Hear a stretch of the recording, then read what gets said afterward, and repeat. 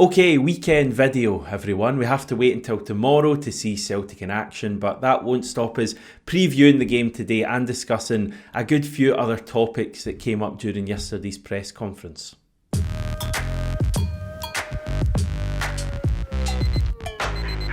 And we start with the stunning development yesterday, the one that had a lot of people stunned, funnily enough, that the club posted an image of Kasper Schmeichel back in training just a week or so into his apparent 5 or 6 week injury. Has he made a miraculous Dyson Maida-like recovery? No, is the case here, sadly. The reason he's back in training is that he can still use the lower half of his body. It's just his shoulder that's the issue. So that's why he was in training. Brendan Rodgers explained this at his press conference shortly afterwards, saying he's clearly not damaged his feet, so he can use his feet and work on his touch and whatnot. The timeline we've been given has been 5 to 6 weeks by the medical experts, and it could be sooner. He feels good, he's got some mobility, he's got rotation there, but we have to be careful with the blade and his shoulders. He also pointed out in his Sky Sports interview that Kasper Schmeichel hasn't had many injuries throughout his career. So it's a bit of an unusual feeling, I think, for Schmeichel. So good, I guess, to have him involved, and he's obviously just such a big presence, such a kind of experienced player, a bit like Joe Hart, that you would want him still to be around the place, even if he can't necessarily dive and make a save. That's diving, by the way. He can still be involved and I guess offer like advice and almost be like a coach as well to someone like Vil Sinizalo, who's clearly going to play again this weekend. So that's where we're at with that. No Kasper this weekend, but great to see him back in training. Away from that, not an actual injury update from the manager yesterday. I guess part of that may be that we kind of have a full squad to choose from other than Schmeichel and Liam Scales as well, who will return, the manager thinks, to the squad for the Kilmarnock game in a week's time. Austin Trusty is still to come back fully. He was on the bench slightly strangely last weekend against Hearts. Clearly all right to make the matchday squad, but not all right to play in the game. I get the impression Trusty will be back in the team for the St Johnstone game this weekend. In fact, let's just do my predicted 11 right now. Nothing majorly surprising here, to be honest.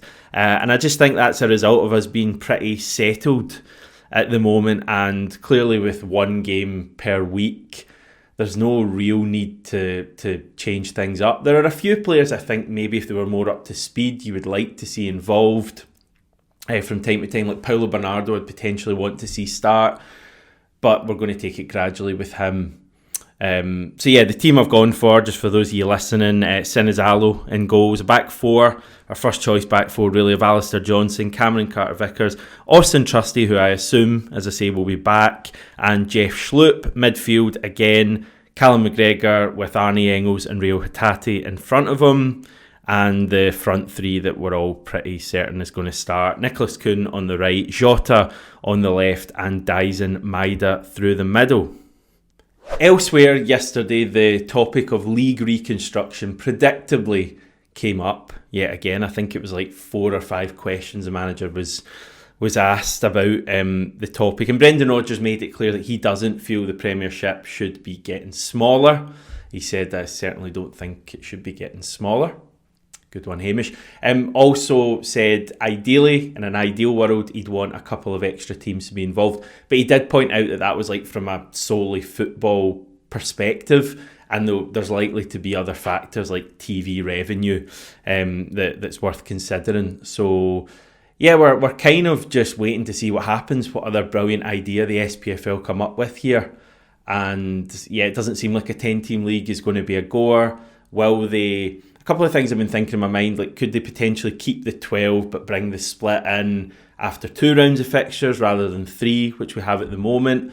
I think that would bring it down to 32 matches a season, which may be a little bit on the light side. 14-team league, you can have like a 6 and an 8, and potentially with the 8 playing more matches, but they wouldn't be the teams really in Europe or the latter stages of the Cup most of the time. So you would potentially even it out that way and solve your issue. Yeah, it's a complex one for the league to consider. They're certainly never going to go to a stage at the kind of utopia that people want, where you have like each team playing each other twice in a season. That's just not going to happen, because Sky aren't going to sign up to 2 Celtic Rangers matches a season when they could have 4. So that's a non-starter. But it's going to be interesting to see what comes of this. Brendan Rodgers saying he's comfortable with a 38-game league season, that his issue around the kind of overcrowding of matches at the moment is other competitions being added in. Now, he did mention the new FIFA Club World Cup that's starting this summer, I think mid-June to mid-July in the United States. Not entirely relevant to Celtic, I guess, because we're clearly not in it this year and probably pretty unlikely to ever be in it. Although I think Salzburg are in it this year, I'm pretty sure. So maybe it's not impossible. But his issue generally with football is adding in tournaments like that. I think it is an interesting topic to think of what Celtic's season could look like in 5 or 10 years. And clearly, like, European football is, and the number of matches we play in Europe per season is only going one way. That's pretty obvious to see. The new Champions League and Europa League formats came in this year. 8 matches per team in this giant 36 team table, and I think we all really enjoyed that. I mean, I don't want to speak for you, but I'm guessing that you preferred having 8 top Champions League matches at that stage as opposed to the previous 6, and obviously we got an extra 2 in the following round as well. UEFA actually, when they initially brought in this new single league, the Swiss system, they actually wanted each team to play 10 matches as opposed to the 8. I think they went for 10, and then I guess due to some sort of backlash over too many fixtures, they were forced to bring it down to 8. But when their next cycle starts in 2027, I'm pretty sure they're going to push for 10 again, because more money, more games for them equals more money and just more UEFA stuff rather than domestic stuff. So I reckon that could happen. I think potentially UEFA will push to try and get a couple of match days in the league phase happening at the weekend, Saturday night, for example. Again, I think that would be great. From a Celtic point of view, imagine going on a European away trip at the weekend. It would just be so much easier than during the week. So I think they'll push for that, and I think that'll be a major moment when that happens. So basically, you're only going to get more and more football happening in Europe. That's a given. So domestically, they're going to have to cut certain things, and that's what's led to this reconstruction talk. That's the only reason we're discussing league reconstruction at the moment, is because the SPFL realise we need to cut our matches here to avoid like a hellish scenario where teams are playing Sunday, Tuesday, Thursday, Saturday and stuff like that. So what's going to happen here? Potentially the league fixtures come down. That's what they're aiming for here. Maybe we end up in a league where we play 36 or even 34 matches a season, however they work that. Scottish Cup's already done away with replays in 2022, so that's no longer an issue. And I guess the big one that you'd be thinking about now, and it may seem a bit daft for me to say this, but like, is the League Cup going to be there forever? Could that be the tournament that they potentially get rid of at some stage in the future, just to make a bit of space in the calendar? And it might seem like a bit of a daft thought, as I say, but I was actually looking earlier at which countries still have a League Cup. And I think in terms of the major footballing countries in Europe, it's really only Scotland, England and Portugal.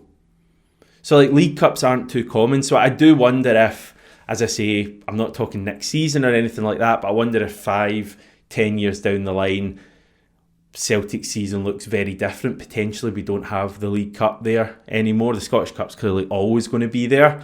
And you have a league season where you maybe play 34 matches rather than 38, and potentially a European season where you're playing, 14, 16 European matches a campaign. If we make it to the Scottish Cup final this year, we'll play 57 competitive matches all season. And that's actually down a little bit from what I think is a record, which was in both 2018-19 and 2019-20, where we played 63 matches in all competitions. Now, clearly that was down to us playing like 4 rounds of qualifiers right at the start of the season. But I certainly think it is an interesting debate. European football isn't going away. We're only going to get more matches. And what's Scottish football going to do about that? By the way, Brendan Rodgers didn't go into any of that stuff I just said. He said he'd need to have a greater think about it. I bet he's got some ideas though, and I certainly think like people at the SPFL should be consulting with the likes of Brendan Rodgers and hearing from like the players, whether it's through the PFA, rather than just going for these things. Because at the end of the day, as Brendan Rodgers said, players, managers and fans are key stakeholders in our game. In the Sky Sports interview that he gives ahead of games that are live on Sky Sports, he spoke a bit about the news we had this week that was kind of loosely linked to all the reconstruction stuff that I think is actually quite a big story. It's probably been lost a bit that Celtic are going to have the opportunity to postpone a league game next season in between the 2 legs of our Champions League qualifier. So we're going to play, say we play on the Wednesday night in the first leg and we have the second leg the following Tuesday, we're going to have the opportunity to postpone the weekend game between those two. And Brendan Rodgers described it as a really smart move, which I think to me suggests that we're going to see Celtic take up that option in August. And by the way, if you want to know more about that Champions League playoff tie, the qualifier, if we're likely to be seeded, what kind of teams we could face, please check out that video somewhere, because I did that earlier in the week and I know a lot of you enjoyed it, so it's definitely worth a check. Okay, elsewhere yesterday we had Dyson Maeda winning the Premiership Player of the Month award for April. He also won that in March as well. Hardly a surprise. As I say, amazing form at the moment. You'd be backing him for a couple of goals on Sunday and probably the May award as well. Similarly, Hibs boss David Gray has won the managerial award for the past 2 months as well. So he's doing pretty well. And that brings us to tomorrow's game. And yeah, just another opportunity for Celtic to go and get another 3 points and move closer to another league title. Slight disappointment that we messed up the recent derby so much. And if we'd have won that game, I think we'd have been going into Sunday with a chance to win the league. But that's over and done with, and we could certainly be in a far worse position than we are. So yeah, as a kind of knock on of it potentially being a title party at one stage a few weeks ago, we will have 3 stands of supporters at McDiarmid Park. There'll be Celtic fans in the East Stand, which is one of those, the North Stand, which is another one, and the Ormond Stand as well. So I think my big takeaway is that tomorrow's game should feel a good bit more vibrant than it normally does in Perth. I think it's one of those grounds that you go up to and it's, I don't know, without meaning to do this weekend's game down too much, because as I say, I think it will be different with loads of Celtic fans there, but it is generally a fixture that you do kind of go a bit like, it's never particularly pretty in Perth. The pitch often struggles a bit, and I was watching highlights from St Johnstone's last home game against Aberdeen a few weeks ago, and the pitch didn't look ideal. Maybe the sun will have helped a little bit since then, but like the stadium's usually empty. The camera faces onto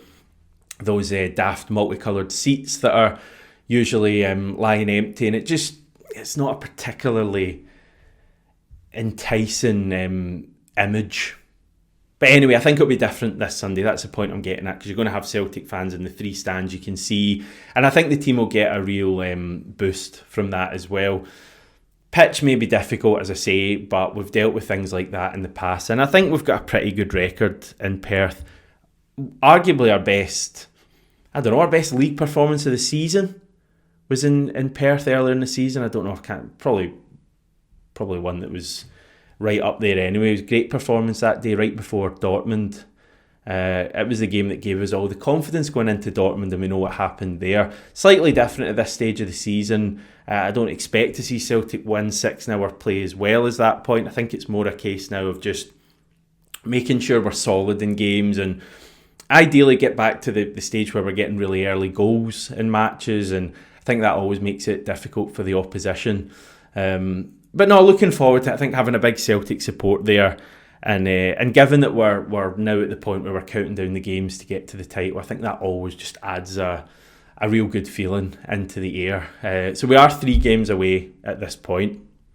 If Rangers were to lose against Hibs, which is one of 4 games happening on Saturday, then we would go into tomorrow's game needing 2 wins to win the title, so potentially Sunday and next Saturday against Kilmarnock. Obviously that's a pretty big if. You'd expect Rangers not to lose at home to Hibs, but they have lost their last 4 at Ibrox. But I'm saying all that stuff as if it massively matters. I mean, we're going to win the league pretty soon. I'd like to do it at Celtic Park. I'd like to do it as quickly as possible, if I'm honest, and the thought of maybe having to wait a couple of weeks after the Kilmarnock game, with it being the Scottish Cup match in between that and the start of the split games, potentially a month from now. You'd rather just get it done nice and easy, but I guess that's a first world problem that we're all having as Celtic fans. When will we win the league, rather than when the hell are we ever going to actually win the league like our friends across the city. So yeah, managed to still get a dig in against them. What else is happening? I noticed Jota was talking about getting a dog. Sorry, dog lovers, I should probably have spent a lot more time looking into this, but I saw the quote and I'm sure he described the dog as wee. So he's clearly absolutely loving Scotland and picking up all the lingo and that. But good to see he's got a furry friend, a wee canine, as they say. Okay, I'm going to head off. Enjoy the rest of your Saturday. Game is a noon kickoff. That's 12 o'clock tomorrow. It's live on Sky Sports if you're in the UK. And wherever you are in the world, you'll be able to catch me speaking about it afterwards.